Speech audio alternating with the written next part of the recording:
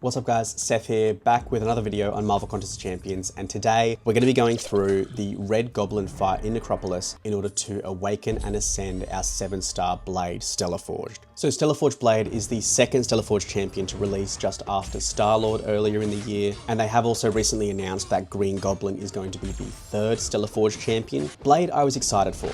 I was keen for Blade because Blade is one of those champions that if you've been playing the game for a long time, he was one of the original gods. He was part of what was referred to as the Holy Trinity, which was a synergy team with Blade, Stark Enhanced Spider-Man, and Ghost Rider. And I think everyone was really excited because we all thought that Blade Stellar Forged was going to be this god tier new mystic champion. He was going to step up, take the mantle that Blade originally held. Blade is okay, he's fine for certain fights, but I don't really see anyone picking up Blade Stellar Forged when there are other mystic champions that exist. In a bubble, Blade's a good champion, but when you take into account 60% of other Mystic champions, I don't think he outperforms them. His kit's not very complicated. It's very similar to what the original Blade was around his danger sense. So they have kind of stayed true to the original kit, which I do appreciate. I do like in the Stellar Forged champions how they have been kind of staying true to their original kits, but just tweaking them a little bit to make them a bit better. And I do think they have made Blade a bit better. I think he would have been a whole lot better if they added some sort of pause ability to his debuffs. I think he would be a whole lot better if they added more of the power gain ability to his special attacks as well, because as much as you can power drain the defender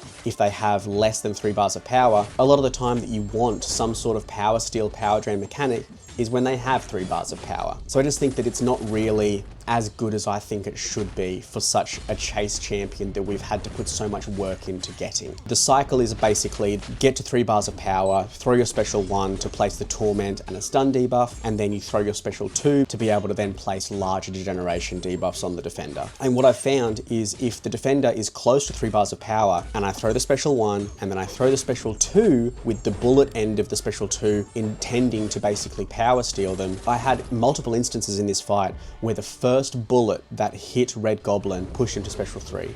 And I think the issue is that the hit applies power before it steals it, and it meant that basically it just did not do what was intended in this fight. I went into this fight thinking I'm going to get a really good showcase, I'm going to do a complete solo of this Red Goblin, I'm going to do multiple tries until I get a complete solo, and then I wasn't really enjoying the playstyle. As much as some of his degenerations do a decent bit of damage, most of them don't. They drop off fairly quickly, even with the Torment that does not stack, and it doesn't encourage me to rank him up any further as well. So what we're going to do now, we're going to hop back into the game and go over his Ascension and see how that might improve the cycle. Alright, so we're now back on the game after taking on Red Goblin in the Necropolis, and we now have 7-star Blade Awakened.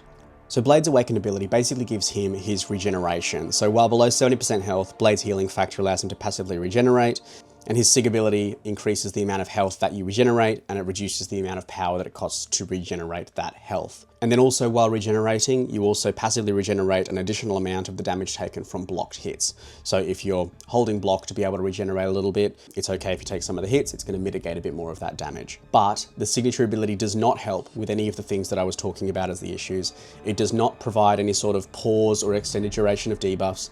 It does not provide any more additional Torment debuffs being able to be applied. It doesn't really help overall, but the Ascension will help a little bit to bump up his damage, but I don't think ranking up an Ascension is the solution, especially for a champion that we are having to put in extensive work for. If you have 7-star Blade Stellar Forged right now, you either had to get through the Battlegrounds victory track last month, which was a slog. I ranted about that a bit more in my month review, so if you haven't seen that, go check it out, it's on the channel. Alternatively, eventually when the bundle comes out to be able to buy the last Blade piece, you've spent an additional 2,500 units, which is pretty bad because 2,500 units is a lot of units. That's a lot of time unless you're spending money. I just think that for a champion that required so much work to get and was so hyped up and is in such a big, important chase as the Stellar Forge chased while we're leading up to Doom, I just think he should have been better. I think Star-Lord was a really good tweak. I think he has great damage output and a lot better utility than the original Star-Lord had. I think Blade has a bit more abilities than the original Blade had, a bit more of a broad use because of his Mystic class now against a lot of Cosmic defenders. I don't see you picking Blade if you're having to take on a big Cosmic boss. I think there's 10 other champions that people would pick before picking Blade. And if you're chasing a champion for that long, you're having to do that much work, I think that if you have that champion, they should be in your top choices. Anyway, let's go and ascend this blade. So we already got the stuff we need for him. We got the blade token and we got the mystic token. So we will ascend him to Ascension 1. And now that he's ascended, let's go and have a look and see what that damage output is looking like now. Let's see what sort of synergies he has as well. Yeah, not really any improvement with damage except for a bit of a bump in the danger sense. So the only sort of synergy improvement he gets is with the danger sense bonus from the Stellaforge Star-Lord synergy. Outside of that, there isn't really anything too specific to his kit. It basically just reduces regeneration of the defender. All right, so let's go in for the obligatory Winter Soldier fight, Stellaforge Blade at rank 3, Ascension 1, and just see what kind of damage he's putting out. So what we're gonna do, because I didn't show the full cycle in the Red Goblin fight, we're basically gonna try to push to our Special 3, try to make sure that Winter Soldier does not have that much power at the time so that we can also power drain him on the Special 2 following this as well. We're going to get up Special 3, throw our Special 1. This is going to stun him as well as place a Torment debuff, which is going to improve our damage over time. And then we're going to throw the Special 2 to put on the larger degenerations. So you can see he's doing decent basic hit damage. I think his overall hits are pretty good. It's just the damage over time is really not performing as good as I was hoping. And I think, unfortunately, because the damage over time, you don't really have any sort of way to dramatically extend that or pause, ideally, the debuffs, his damage just falls off quite quickly. The Special 2 burst, if you're doing a quick fight with Blade, you're getting to the 3 bars, you're throwing Special 1, Special 2, and they die. If you're in that sort of 300, 350, 400 health range for a rank 3 champion, he seems like he's going to be really quick because the cycle is really quick, his combat power rate's great, and his damage for that burst of damage is really, really solid. But outside of that, if you're trying to maintain the damage for a long fight, he just doesn't seem very ideal. And I think there's just more options that are probably a little bit better. We'll see what he's looking like with class advantage as well.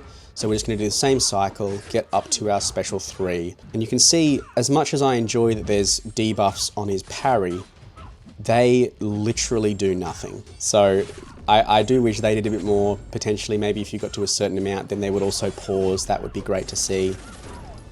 See if we can cycle into our Striker, which we can. And we're going to kill there. So with some luck for the Striker, we were able to sneak in and get to our Special 1 again as well. And we closed off that fight at the 35 seconds. So really quick, very quick for the bursty damage. But for the long form, there's not much there for him. I just would like to see more of that maintaining of the damage, as I said. Some way of pausing the debuffs, some way of dramatically extending them, pausing them, having some way to maintain his damage would be really, really good. Because as much as bursty damage is good for some fights, you're going to find a lot of fights he just isn't really going to take in a reasonable amount of time, because his cycle for that burst of damage also requires you to build up to a full 3 bars of power, which takes time. Even with his improved combat power rate, it just takes time. So it's definitely something that is unideal, I would say, with him, but what are you going to do? You can't win with everyone. So as you can see, once we're outside of the class advantage, the damage really does just drop off a little bit as well. And you can see, as much as he is a Mystic champion, the control of buffs, even with a basic fighter's Juggernaut, is not as good as I would hope as well.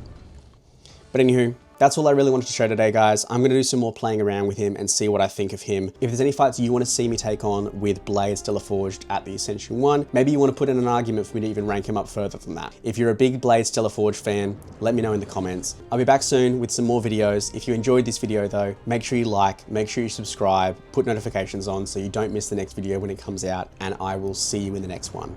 Bye.